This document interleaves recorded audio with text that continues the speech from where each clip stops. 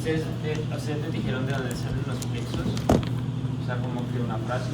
De las raíces, Pero más que las raíces, algo más específico. Todos los plexos salen de unas estructuras particulares, el braquial, el lumbar, el sacro, el cervical, ¿no les dijeron? Algo así como los ramos anteriores, ¿no? Sí, se lo mencionaron. Ok.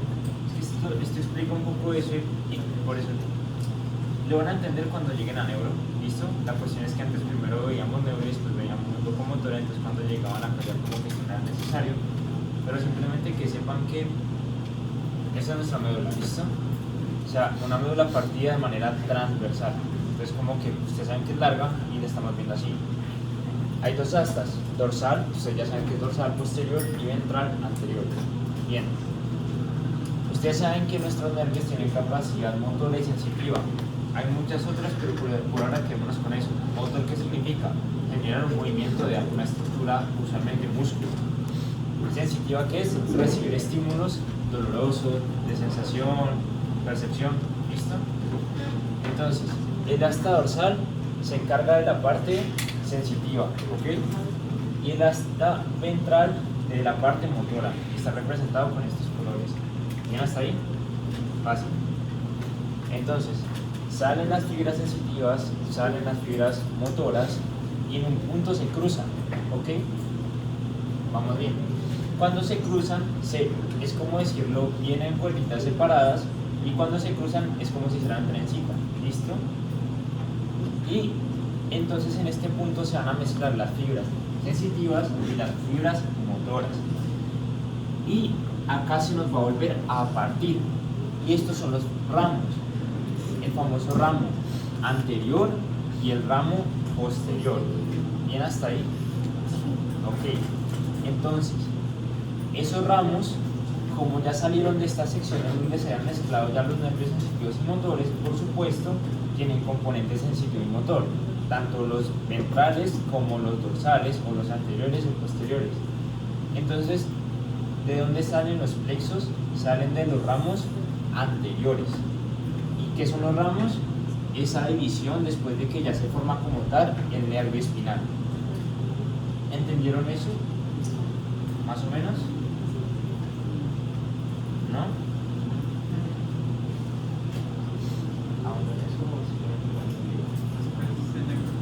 Sí.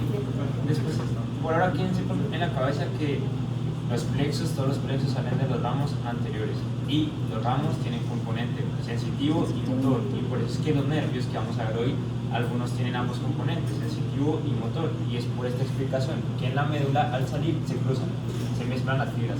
Esto es lo que les tiene que quedar en este momento. ¿Dónde se ubica el plexo braquial? En el surco interescalénico, es decir, entre el músculo escaleno anterior y el escaleno medio. Aquí está ubicado. Otra foto de la ubicación anatómica. Otra cosa muy importante, me imagino que se los mencionaron hoy, sería, o el plexo va avanzando alrededor de qué arteria, la arteria axilar. Y entonces, justamente cuando va recorriendo la arteria axilar es que se forman sus fascículos. Y dependiendo de la posición que tienen esos fascículos respecto a la arteria, entonces se les denomina o se les da su nombre, fascículo anterior, posterior o medio, ¿listo? Bien hasta ahí. Pero ¿por qué se les da sus nombres? Porque miren la arteria axilar y miren que acá se van formando los fascículos y respecto a donde está ese fascículo en cuanto a la arteria axilar se le da el nombre a dicho fascículo. Bien hasta ahí. Listo. Eso en cuanto a la ubicación del plexo. Ahora sí, las estructuras son propias del plexo. Entonces, primero, ¿de dónde sale? De la columna, de la médula, ¿listo? De la médula. Y está formado por unas raíces. ¿Qué son las raíces? Pues, ubicando, ¿saben qué es una raíz? ¿Sí? ¿Les explicaron más o menos qué es la raíz? O sea, así como en la columna se acuerdan que hay C1, C2, C3, C4, T1, L, ¿sí se acuerdan de todo eso? Así mismo se ve la médula, con algunas diferencias. La médula tiene secciones. La médula tiene de C1 a C8, de T1 a T12, de L1 a L5 y de C1 a C4. ¿Listo? La médula se secciona casi igual que la columna. La única diferencia es que la columna tiene hasta C7, la médula tiene hasta C8. Esa es la diferencia. Entonces, raíces hace referencia a que de cada sección medular, o sea, de C1, C2, C3 hasta C4, sale un nervio, una cuerdita, que es lo que yo les estaba mostrando cuando lo cortábamos así.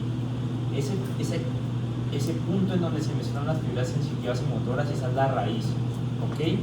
Y cada sección, o sea, de C1 hasta C4, tiene su respectiva raíz. Entonces, como les acabo de mencionar, los plexos obviamente se originan pues de esas raíces, específicamente de qué parte de la raíz, cuando se vuelven el ramo anterior. Ok. Entonces, ¿qué raíces forman o qué secciones medulares forman el plexo braquial? Hay una mnemotecnia que es 5 señoras hasta las 8 toman un té. ¿Por qué? Porque se forma desde C5 hasta T1, desde C5 hasta C8, porque les acabo de mencionar que en cuanto a la médula tenemos C8, columna no, o confundir eso, y además T1, ¿ok? Entonces de C5 a T1 se forma nuestra médula espinal, nuestra plexo braquial, como lo ven acá. ¿Bien? ¿Bien con eso? Ok, entonces tenemos 5 raíces. Ahora esas raíces se van a fusionar y van a formar 3 troncos, ¿ok? Entonces de aquí en adelante aplica la regla de los 3. 3 troncos, 3 divisiones anteriores, 3 divisiones posteriores y 3 fascículos. Entonces siempre vamos a irnos con el número 3, ¿ok?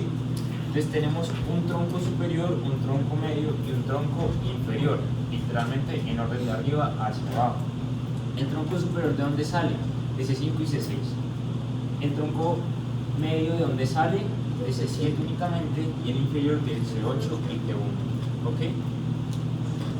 De esos troncos van a salir unas divisiones, ¿ok? Unas divisiones anteriores y unas divisiones posteriores. ¿Entienden ese concepto? O sea, ¿qué pasa con los nervios? Los nervios, o sea, es como una cuerda que se le va deshilachando diferentes pedacitos, ¿ok?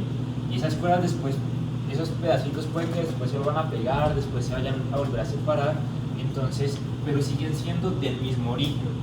O sea, todo esto comparte el mismo origen, que es esto, de C5 a T1.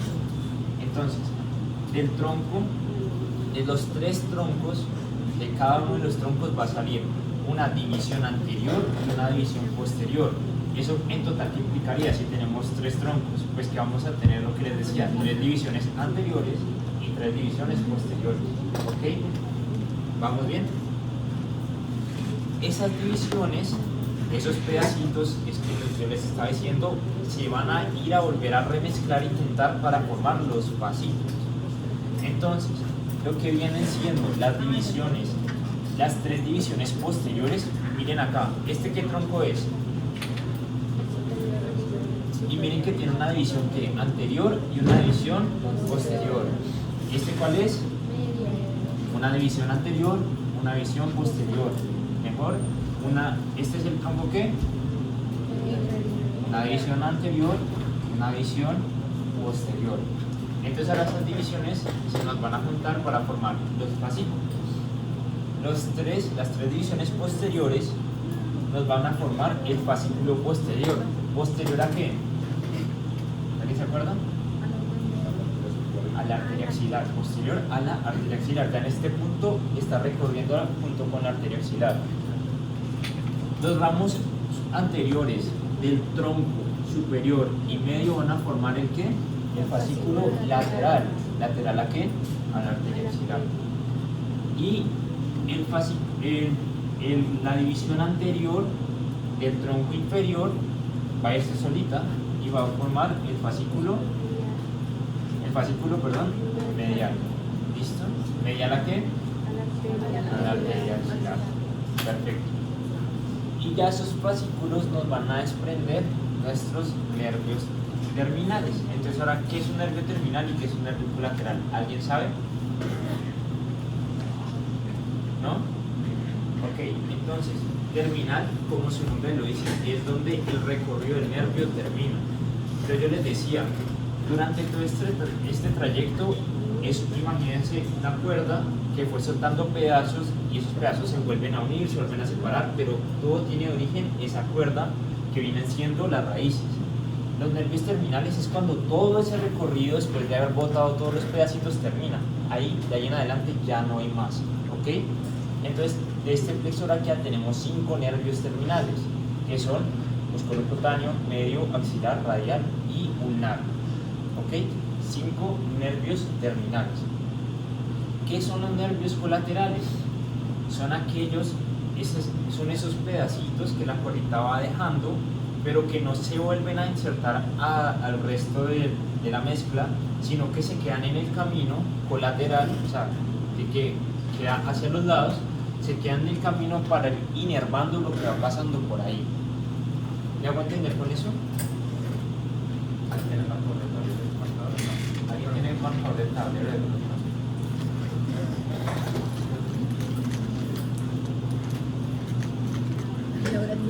Ahí estaban dibujando. Gracias. Entonces, recordemos, todo inicia desde un punto y todo tiene que terminar en un punto. ¿Listo? ¿Dónde inicia? En las raíces. ¿En dónde termina? En los nervios terminales. Entonces, punto de origen, punto de terminar. Raíz, nervio terminal. ¿Ok? Y tenemos 5 nervios terminales, que ahí para adelante no hay nada. Músculo cutáneo, mediano, axilar, radial y ulnar. Ya les explico dónde sale cada uno. ¿Qué son los colaterales? Son nervios que salen de esta cuerda principal que se van quedando en el camino para inervar las estructuras que van quedando durante ese recorrido. Entonces, como estaciones. Entonces, un nervio se queda por acá porque justamente va pasando por un músculo pectoral. Entonces, digamos que no le tiene sentido que un nervio terminal se tenga que devolver para inervar pues una estructura anatómica que ya pasó. Entonces, por eso deja un nervio colateral que lo inerva. Y así va sucediendo durante todo el transcurso del recorrido del nervio. ¿Ya entendieron mejor qué es terminal y colateral? Entonces tenemos 11 nervios colaterales. Esos 11 nervios colaterales son todos los que ustedes ven subrayados, que no son literalmente el músculo cutáneo, mediano, axilar, radial y ulnar. Y para que les digo mentiras, pues se los tienen que aprender todos y de dónde sale cada uno de ellos. ¿Ok? Por el simple hecho de que ustedes les pueden poner una foto en éter sin nombres y les pueden señalar qué es esto y ustedes tienen que saber qué nervio es. ¿Listo? Yo sé que suena como chistoso, pero a nosotros nos pasó eso. Nos pidieron una foto en éter sin nombres y nos señalaron un nervio, o sea, un nervio así cualquiera, y digan qué nombre es. Entonces, voy a explicar de dónde salen los terminales.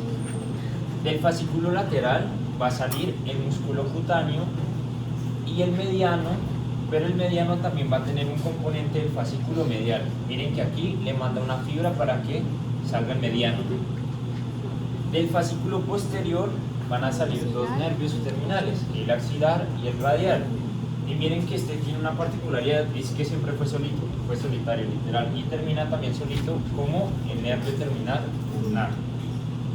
Ahora, ¿de dónde salen todos los colaterales? Pues se los puedo ir leyendo uno por uno, pero pues simplemente es que ustedes con su propio método de estudio se los vayan aprendiendo. Hay muchas personas que les sirve hacer eso, dibujarlo una y otra vez. A otras personas que les sirve escribirlo, a otras personas verlo y aprendérselo así como de memoria. Encuentren su mejor método para aprendérselo, ¿listo? Ese es mi mejor consejo. Pero pues a grandes rasgos, directamente en la raíz de C5 sale el dorsal de la escápula. Del tronco superior nos deja el subclavio y el supraescapular. De la raíz C5, C6, C7, C8 y T1 sale un nervio colateral que es el torácico longo, ¿ok? Si nos seguimos moviendo hacia adelante, por acá no hay colaterales, en los ramos no hay colaterales, llegamos al fascículo lateral, nos deja el pectoral lateral, que tiene también componente del fascículo lateral, el fascículo posterior nos deja tres colaterales, que es subescapular superior, toracodorsal y subescapular inferior, y el fascículo medial nos deja el cutáneo medial antebraquial y el cutáneo medial braquial. Como les digo, por más de que yo se los diga, no se lo van a aprender solo con lo que yo les estoy diciendo en palabras. Les toca a ustedes sentarse y con su método aprendérselo. Mi recomendación propia, dibújenlo. O sea, cuando ustedes sean capaces de dibujar esto sin ver el libro y sin ver los apuntes, ya saben que eso lo aprendieron y no hay vuelta atrás. ¿Listo? ¿Entendieron cómo se estructura el plexo braquial a gran escala? ¿Para qué les digo mentiras? Es poco probable que les pregunten un colateral rebuscado en una foto, pues. No estoy diciendo que no pueda pasar, que es imposible. Después me digan que es que yo dije que no, es poco probable. Así que traten de ubicar muy bien por lo menos los terminales. Si es que se ven muy cogidos de tiempo, sepan bien cómo se forman los terminales, ¿ok?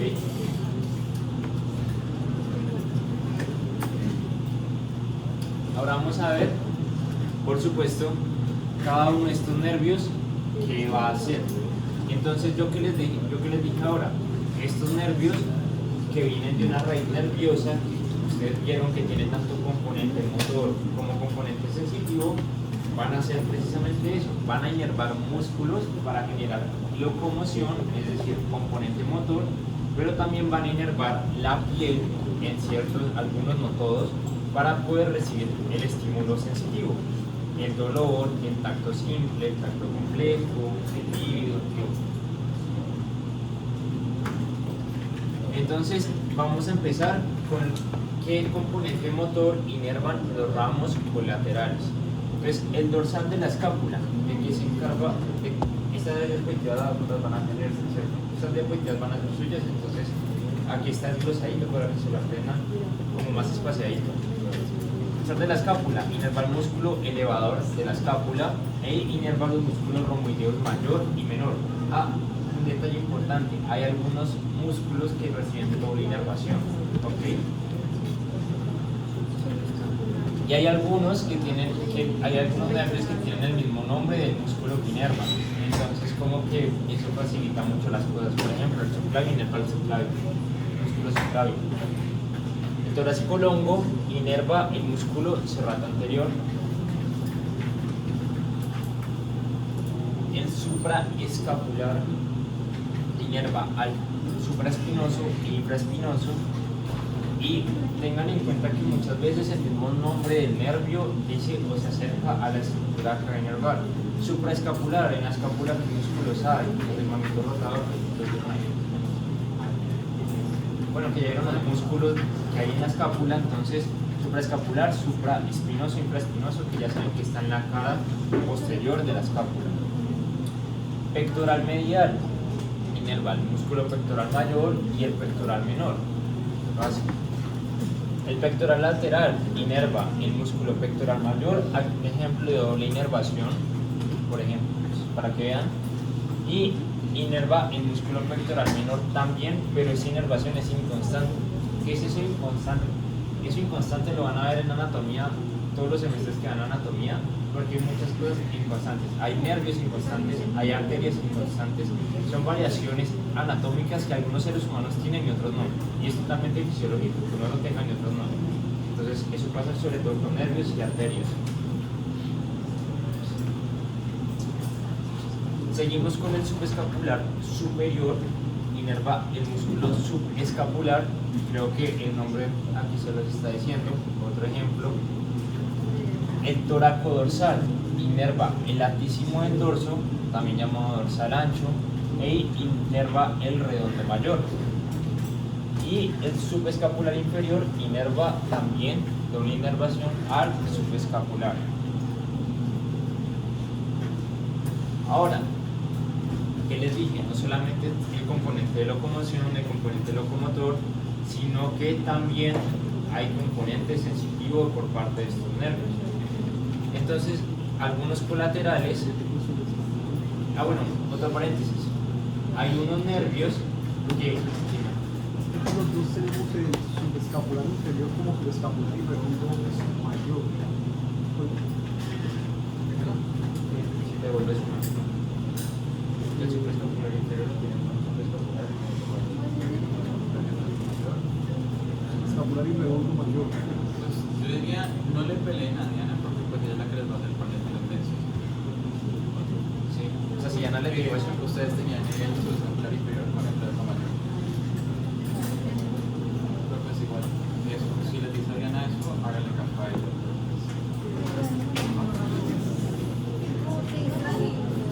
Nada. Aquí, es que aquí como les comentaba que ustedes tenían que el subescapular inferior también le daba inervación al brazo mayor. Pero pues, eso es lo que les dice Diana, ¿cierto? Bueno, igual, independientemente de quién se lo haya dado, si les va a hacer el parcial, fíjense a eso.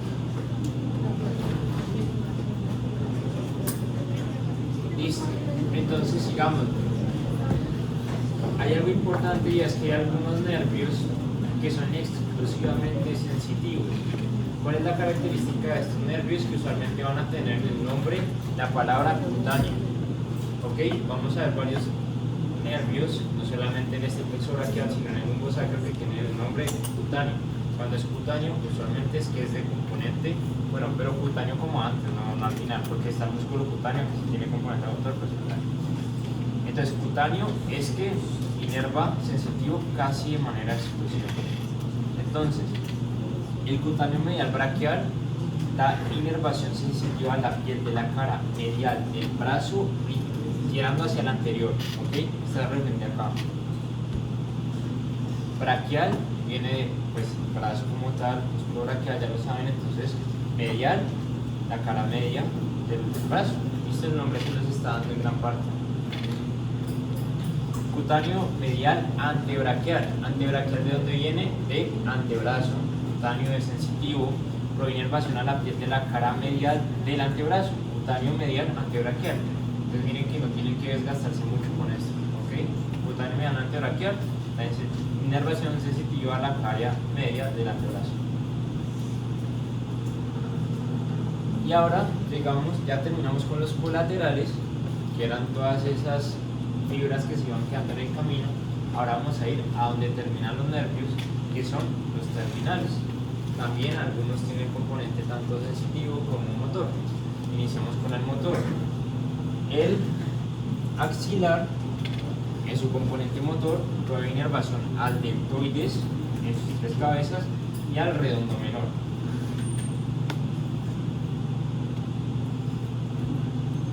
En cuanto al componente sensitivo, porque también tiene componente sensitivo, es para la región superolateral, o sea, superior lateral del brazo, tirando hacia la cara posterior.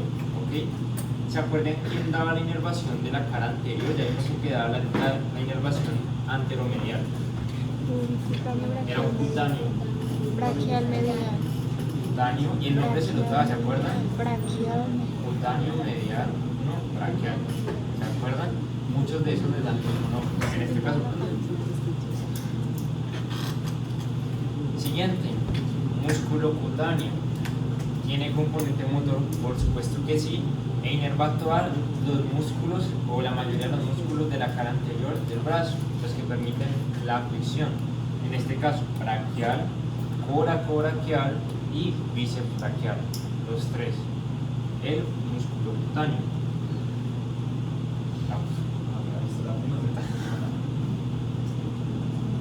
En cuanto al componente sensitivo, es de la piel de la región lateral del antebrazo.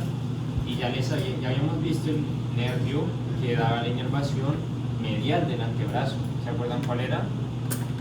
Nervio medial. El cutáneo medio antebraquial. ¿Se acuerdan? Así como en el braquial, aquí también tenemos esta contraparte. Seguimos con el mediano. Aquí, en lo que es el mediano y el lunar, necesito toda su atención, porque con base a esto vamos a ver parte de semiología. Semiología es como el estudio de signos clínicos, ¿ok?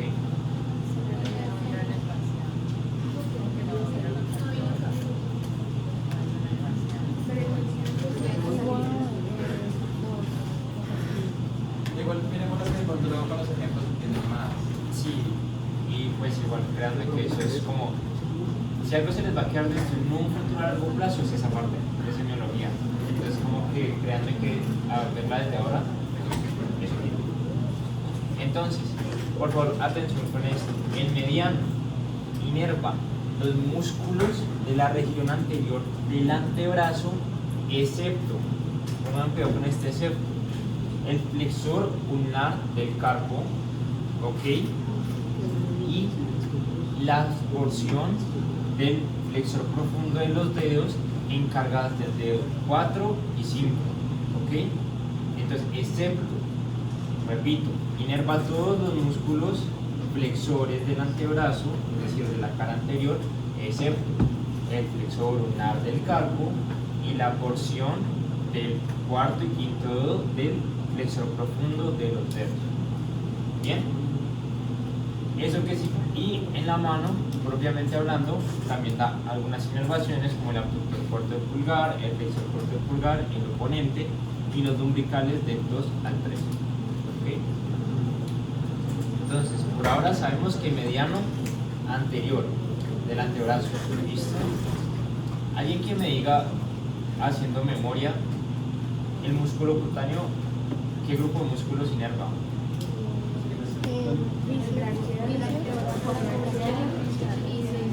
Exactamente. Entonces, ¿por qué les estoy haciendo este ejemplo? Porque muchas veces un nervio se encarga de inervar de manera motora a una zona, a un grupo de músculos que comparten función.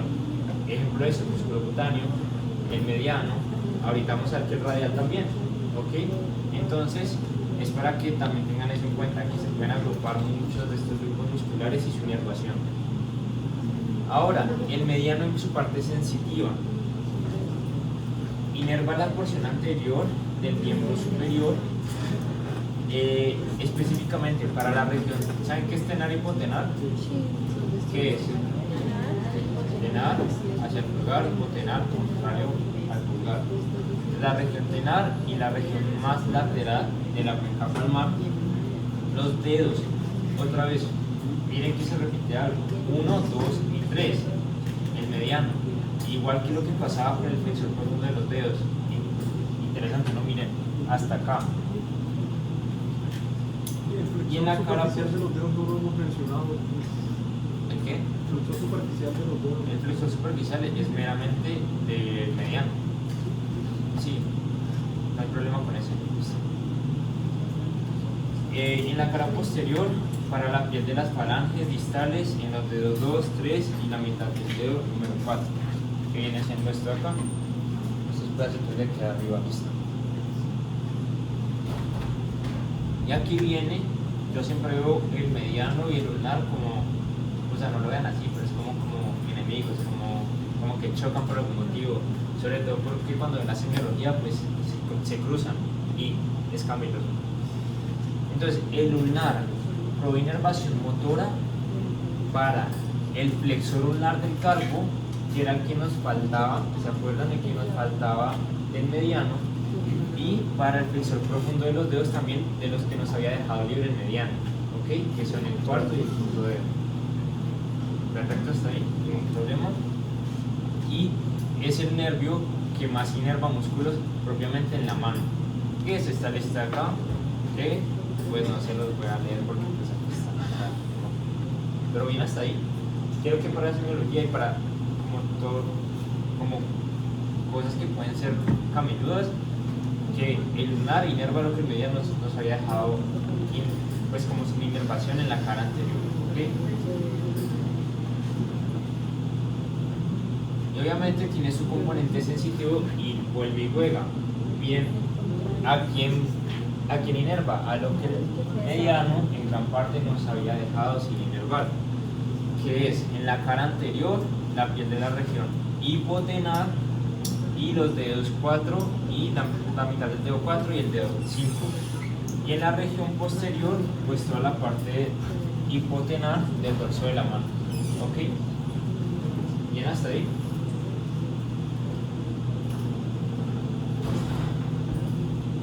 Bueno, este es como el resumen, como les acabo de decir, porque es grande que esto de la inervación del mediano y ulnar, hay personas que yo creo que en nuestro semestre todavía no lo ni se enredan. Entonces este es como un resumen para que lo tengan. Básicamente ambos proporcionan inervación en la cara anterior del antebrazo.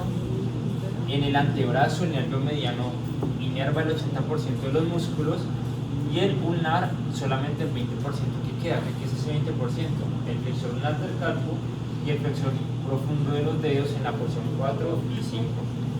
Y en la mano se invierte.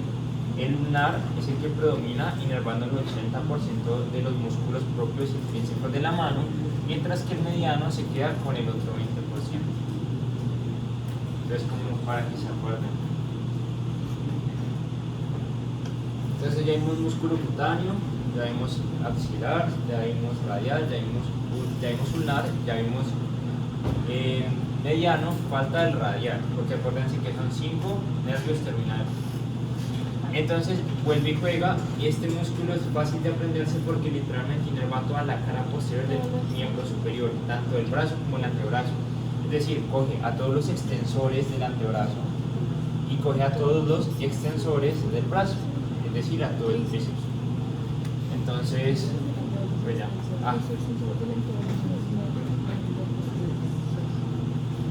Y en su parte sensitiva, pues sigue mucho ese orden. Inerva de manera pues casi primedial y tirando a la parte que había dejado desprotegida en la parte posterior. El mediano, la mano, pues viene siendo el radial. Entonces, en el brazo inerva la región inferomedial, en el antebrazo casi su totalidad excepto los bordes, y en los dedos era lo que le faltaba inervar al mediano, porque se acuerdan que el mediano en la cara anterior inervaba todo esto y en la cara posterior solamente eran las uñitas. Pues básicamente el radial es el que termina de inervar esa parte penal de la parte posterior pues de la mano.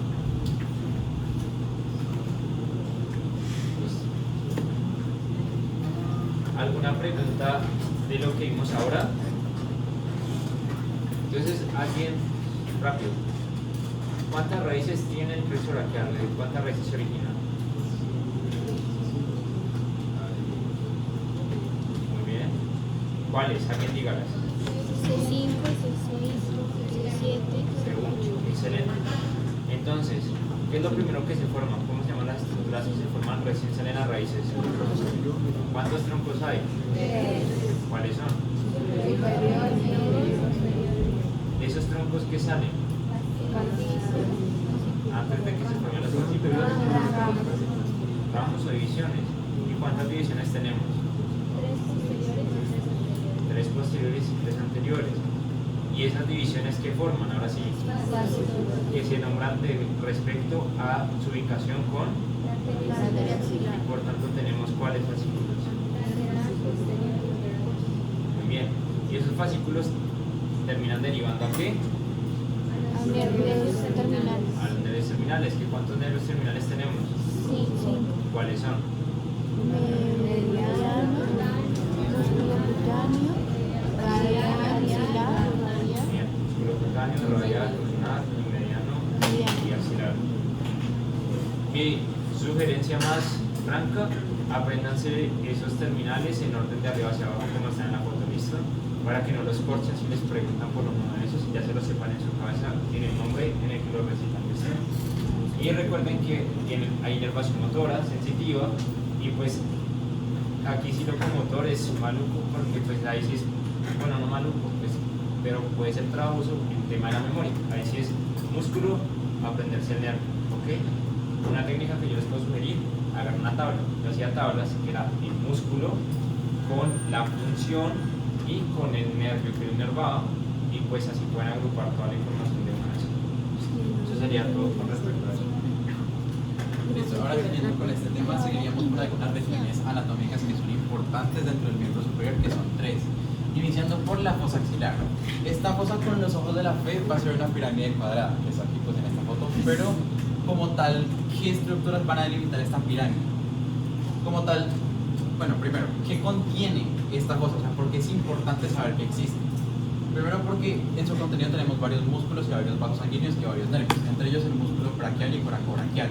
Por aquí pasa la arteria axilar, o sea, por esta fosa se da la división de los fascículos del plexo braquial, que ahorita vimos antes. También pasa la vena cefálica, que es como la contraparte venosa de la arteria axilar dentro del miembro superior. Y pues todo el drenaje linfático del miembro superior, que pues ya más adelante en cardio van a ver que pues es todo el sistema linfático, que es un sistema que es complementario al sistema venoso, valga la redundancia. Y ahora, ¿qué limita a toda esta pirámide? En su parte anterior, los músculos pectorales, mayor y menor. En su parte posterior, la escápula, pero específicamente los músculos subescapular y los dos redondos, mayor y menor. En su parte más lateral, tendríamos la corredera bicipital, que es como todo el tendón que viene desde la parte del origen del bíceps braquial. En la parte medial, su límite sería esta reja costal. La base de todo este músculo sería la fascia axilar, que va a cubrir toda esta región de la axila. Y luego la punta de la pirámide sería la clavícula. Sería como esas regiones, todas estas estructuras que formarían esta región que es la fosa axilar. ¿Por qué es importante? Porque por ahí pasa la arteria axilar, que es donde se divide el plexo braquial en sus fascículos. En resumen, eso es lo que importa. Listo. Siguiendo con la fosa ulnar o fosa antecubital, que también se escucha así en la literatura. Como tal, ¿por qué es importante? Porque en su contenido, por acá va a pasar la vena que usamos para canalizar, de hecho, que es la vena cubital media. Pero como tal, ¿qué más contiene esta fosa ulnar o antecubital? Va a contener a lo que es la arteria radial y la arteria ulnar. También va a tener la aponeurosis bicipital, que va a ser el tendón de inserción del bíceps braquial. Bueno, va a pasar no la arteria radial y la arteria ulnar, sino la arteria braquial, que es antes de que se divida en radial y ulnar, para la vasculatura de la parte del antebrazo en el miembro superior. Igualmente también en la parte más distal los nervios mediano, ulnar y radial, porque acuérdense que esos nervios, a pesar de que surjan desde la parte axilar, ellos siguen todo su recorrido por todo el miembro superior. Su recorrido no para hasta que termine el miembro superior. Y como tal, ¿cómo delimitamos esta fosa? Este es un triángulo invertido, pero pues igual también tiene un techo y un piso, porque pues la anatomía es tridimensional.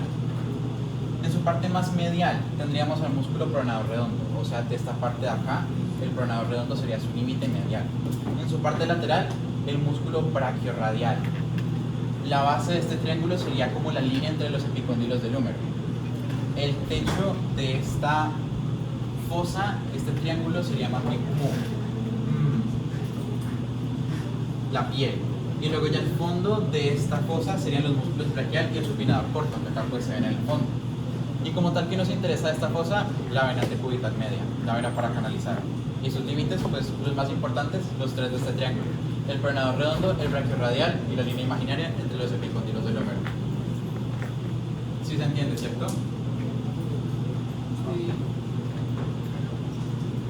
Seguiríamos con el túnel carpiano.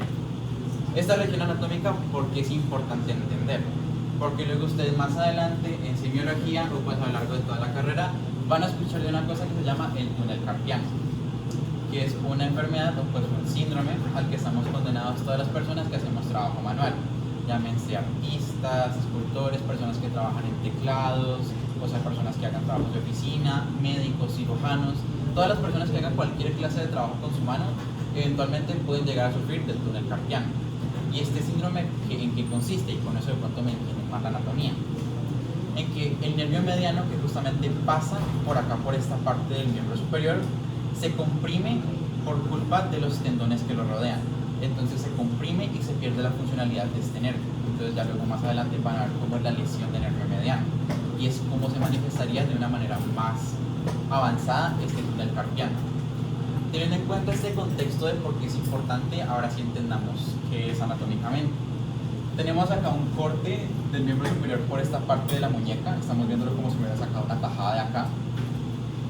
Por acá están los huesos del carpo. Estos acá adentro serían los tendones del flexor profundo y el flexor superficial de los dedos. Por acá pasa el nervio mediano. Y luego por acá encima tenemos la aponeurosis radial, si no se me acuerdo que se llama, de lo que me acuerdo en este momento, si no, corríjame por favor. Y por acá abajo el nervio mediano. Entonces este tendón de acá, perdón, no sería una aponeurosis, sería el retináculo flexor, no pasa nada. El retináculo flexor, este tendón de por acá, por abajo pasa el nervio mediano. Entonces luego con el trabajo, este tendón comprime el nervio y genera la patología. Entonces eso es como lo importante de este túnel carpiano, que por ahí pasa el nervio mediano. ¿Sí se entiende, cierto? Ok, ahora seguiríamos con las lesiones del plexo braquial y que generan en el paciente. Comenzando por la lesión alta del plexo braquial. ¿Por qué es alta? Porque se lesionan las raíces más cefálicas de este plexo. En este caso serían las raíces C5 y C6. Como tal, ¿qué genera esta lesión? Una pérdida de la capacidad de abducir el miembro superior. O sea, perdemos la parte del deltoide. También perdemos la capacidad de rotar este miembro superior, precisamente porque perdemos toda esta parte más alta, que es la parte del deltoides y parte también del bíceps. No nos permite rotar este miembro superior y parte del manguito rotador. Como tal, ¿cómo se conoce también este síndrome? O pues bueno, esta lesión alta del plexo braquial. La parálisis de Ehlers-Danlos es más común en recién nacidos, particularmente porque pues de pronto el parto no es muy bien manejado y se flexiona mucho el cuello del recién nacido. Entonces esta parte como que se flexiona, esta parte se extiende, o sea, pues por el contrario, y esto disloca el hombro y termina lesionando los nervios. Entonces así se genera pues este caso de parálisis. Igualmente no es exclusiva del recién nacido, sino que también pues puede pasar pues en cualquier momento de la vida a raíz de un trauma, a través de un accidente. Y pues como tal, esto representa el 90% de los casos de parálisis nerviosa en los recién nacidos, precisamente por las posturas que de pronto adopta el bebé o pues que adopta pues también el médico con el bebé cuando está saliendo. Ahora la lesión baja, porque se lesionan las raíces más bajas, C7, C8 y T1. Aquí, ¿qué es lo que ocurre? Bueno, también se puede dar al momento del parto si el bebé nace en una presentación que pues se llama podálica, o sea con los pies hacia la vagina en lugar de la cabeza. Entonces cuando el bebé sale y se jala el bebé, más bien se empuja el brazo, se jala el brazo en lugar del cuello y también se puede lesionar el plexo braquial, pero ahora desde abajo en lugar de arriba. Igual también pues puede salir por trauma, pero pues también en el contexto del parto, que es de pronto su presentación más común. También se le puede llamar como la parálisis de Krupke, como su epónimo, así como la anterior, la de Ehlers-Danlos. Y como tal, ¿qué es lo que afecta esta lesión? La capacidad de extender el miembro superior, entonces queda flexionado permanentemente. La capacidad de flexionar la muñeca queda súper extendida y la capacidad de extender los dedos quedan flexionados.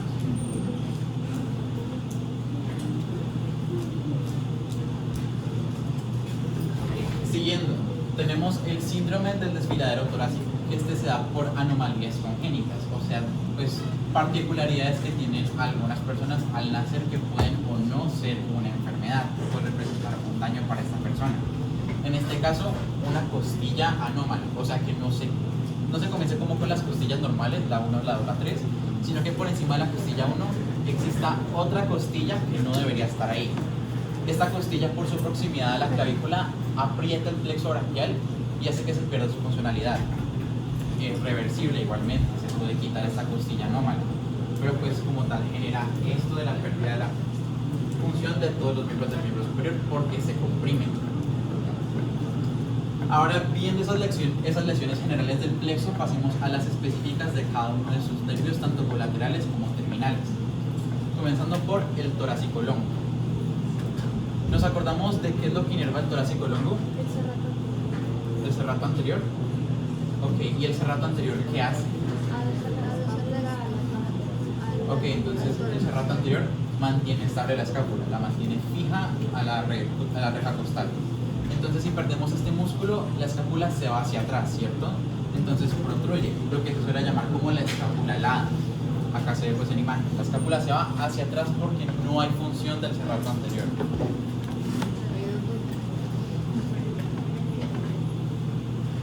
El nervio axilar que nos inervaba. ¿Qué músculos? Al deltoides particularmente.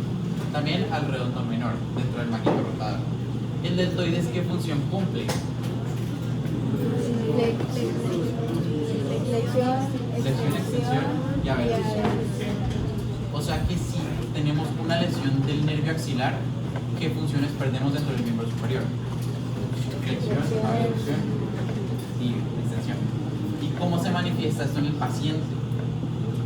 El deltoides se atrofia, Entonces desaparece, se ve como cortado, no se ve como voluminoso como debería ser normalmente. Entonces mediante esta clase de signos reconocemos qué es lo que está pasando y pues luego entendemos que afecta en la calidad de vida del paciente. La lesión del nervio radial. ¿Qué grupo de músculos inervaba el nervio radial? Extensores, o sea, toda la cara posterior del miembro superior. Extensores y supinadores. Como tal, ¿cómo se puede ver rápidamente la lesión del nervio radial? Con el signo que se llama la mano en gota o la mano péndulo. Porque como no tenemos función de los extensores, todo se va hacia adelante, la mano cae. O sea, no hay una fuerza que haga que pueda irse para atrás.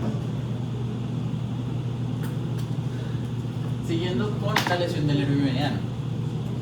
Esta lesión pues tiene una particularidad en su nombre, se le suele llamar la lesión en mano del predicador y esto tiene un origen en la parte como histórica y religiosa del ser humano. Porque pues, si recordamos pues lo que viene siendo por la historia de Jesús, cuando fue crucificado, o sea, en estudios que se han hecho a raíz de la pasión de Cristo por parte de médicos que han analizado como los detalles clínicos de la pasión, se llegó a la conclusión de que los clavos atravesaron justamente en la parte de la muñeca, no como tal en la mano, y aplastaron el nervio mediano. Y como tal, el nervio mediano que inerva a los dedos 1, 2 y 3. Entonces, por eso como tal, las representaciones de Jesucristo en la cruz tienen esos 3 dedos extendidos. Porque el nervio mediano pierde su función. Estos 3 dedos no se flexionan. Por eso es la mano del predicador.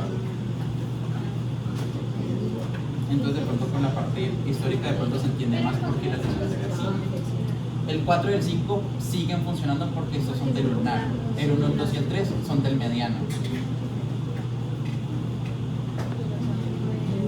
Igual pues también depende de en qué punto del miembro superior se dé la lesión, porque aquí estamos hablando del contexto de la mano. Pero mientras más hacia lo proximal se dé la lesión, pues va a afectar más grupos de músculos, porque recordemos que también el nervio mediano inerva todo lo que viene siendo el antebrazo en su parte anterior. Entonces también perderemos la parte de la muñeca si se lesionara más arriba el nervio mediano. Entonces sería más grande el daño mientras más proximal sea. Pues aquí el dato curioso que les mencionaba, entonces pues como tal, por esta parte, por el túnel carpiano más o menos a nivel de los huesos del carpo. Y ahora la lesión del nervio ulnar, que es la contraparte de la lesión del nervio mediano. Esta se conoce como la mano en garra o la garra ulnar. Aquí como perdemos la funcionalidad de los dedos 4 y 5, pues estos dedos simplemente no van a funcionar. Pero ¿qué pasa? A diferencia de la lesión del nervio mediano, que iba a ser más grande mientras más proximal fuera, la lesión del nervio ulnar no cambia. No es que sea más pequeña mientras más proximal sea, sino que como el nervio ulnar no toma tantos músculos del antebrazo, sino que nada más toma uno, que pues es el flexor ulnar del carpo y el flexor profundo de los dedos para el 4 y el 5, su daño no va a ser tan grande mientras más proximal sea la lesión. Es más dramática simplemente pues estando a lo distal, porque inerva más músculos dentro de la mano, tanto los lumbricales como los extensores del dedo 5, etcétera, etcétera. Y pues finalmente el resumen de toda esta monitoría se podría hacer en estas imágenes. Esta es para la parte motora del miembro superior y esta es para la parte sensitiva. Como tal, si algo se tiene que aprender de mucho afán para el parcial, que sean estas imágenes. Porque con estas imágenes ustedes tienen el territorio de inervación de cada nervio, tanto en la parte sensitiva como motora, y luego con las regiones en las que están estos nervios, ustedes pueden deducir qué músculos están afectados y en qué contexto. Por ejemplo, en la parte motora, la parte anterior del brazo, nervio musculocutáneo. ¿Qué músculos hay ahí? Los flexores del brazo. ¿Cuáles son? Bíceps, coracobraquial y braquial, ¿cierto? Entonces simplemente con ubicarnos superficialmente podemos empezar a hacer conexiones. La región con los músculos, con los nervios. Entonces como tal, estas imágenes siento que pueden ser útiles para que pues, quien las quiera utilizar para estudiar, porque permiten hacer esa conexión. Y ya seguiríamos con un caput. Eso sería por la parte de flexo braquial.